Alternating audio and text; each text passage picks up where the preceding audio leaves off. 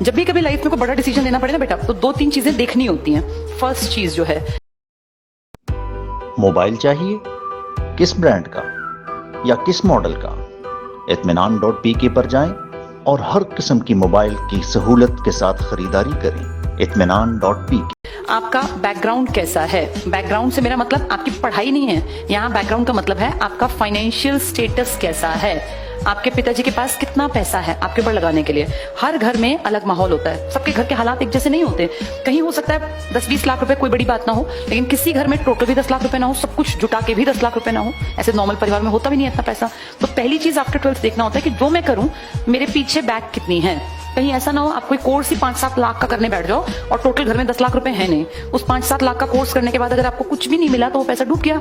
जिसके पास है 2-4 करोड़ रुपए, उसके 10 लाख डूबे तो फर्क नहीं पड़ता, लेकिन जिसके पास टोटल ही सारी जिंदगी की कमाई 5-7 लाख रुपए वो तुमने गवा दी, तो फिर गड़बड़ है। तो पहली चीज देखनी होती है हमारा फाइनेंशियल बैकग्राउंड कैसा है। अगर वो स्ट्रांग है तो हम फ्री होकर डिसीजन लें, लेकिन अगर वो कमजोर है तो फिर डिसीजन सोच समझ के लेना चाहिए बेटा। फ्री होकर डिसीजन लेने में कई बार गलतियां हो जाती हैं, सोच समझ के डिसीजन लेने में चांसेस हैं कि आप सही डिसीजन ले पाए।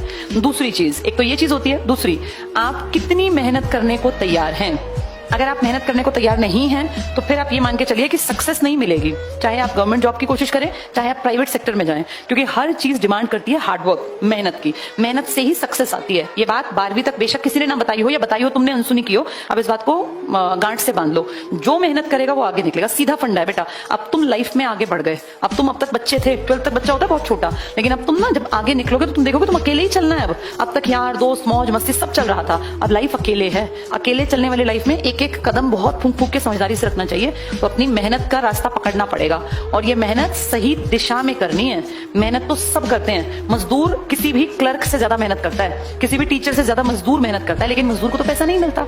डॉक्टर से भी ज्यादा मेहनत करता है। हम मेहनत करें प्लस हम सही डायरेक्शन में मेहनत करें, अपनी लाइफ सेट करने की डायरेक्शन में, तो बात बनेगी, वरना बात फिर पीछे रह जाएगी। तो ये कुछ चीजें बेटा ध्यान से समझना। अब सबका फाइनेंशियल स्टेटस अलग अलग है। तुम्हारे फादर कितना कमाते हैं, तुम्हारा बैकग्राउंड कैसा है, ये बहुत बड़ी चीज होती है। 12th तक चाहे इसकी समझ ना हो, लेकिन अब ये मैटर करेगा कि तुम कैसा कोर्स करोगे, क्या करोगे, उसका तुम्हारे घर पे कितना इफेक्ट आएगा, और मेहनत कितनी करोगे और कौन सी डायरेक्शन में करोगे। ठीक है, इन चीजों से तुम्हारा भविष्य बनेगा। और अब भविष्य का मतलब बेटा अगले 50 ईयर्स हैं, क्योंकि मैं ये मानती हूँ तुम बैठे हुए लोग 18 से 20, 22, 25 तक के, इससे ज्यादा के बच्चे नहीं होते पढ़ने वाले। 18 से 25, ज्यादा तुम 17 साल के हो, 12th पास।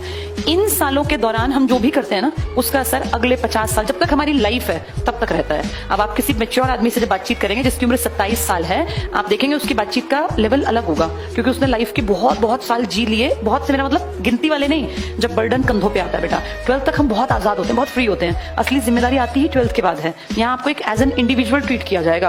अब आपको अपनी लाइफ सेट करनी है, ताकि जिस दिन आपको ये ना लाइफ का लास्ट डे है, उस दिन हम सेटिस्फाइड फील करें कि हमने लाइफ में बहुत कुछ अचीव किया, जितना कैलिबर था उसका पूरा यूज किया और अपनी लाइफ को बहुत अच्छा बनाया। ऐसा ना हो आप रोज मर के जीते रहो कि यार मैंने क्या किया, काश मैं उस टाइम ठीक डिसीजन ले लेती, काश मैं ऐसा ना करता या ऐसा कर लेता। ये काश बहुत दुखी करेगा। लाइफ बहुत लंबी है, अभी तुम बहुत यंग हो, तो अगले 50 साल अच्छे बीते, जितने साल की तुम्हारी लाइफ है, मान लो 70 साल 65 साल, वो सब अच्छा बीते, उसके लिए अब बहुत मेहनत करना।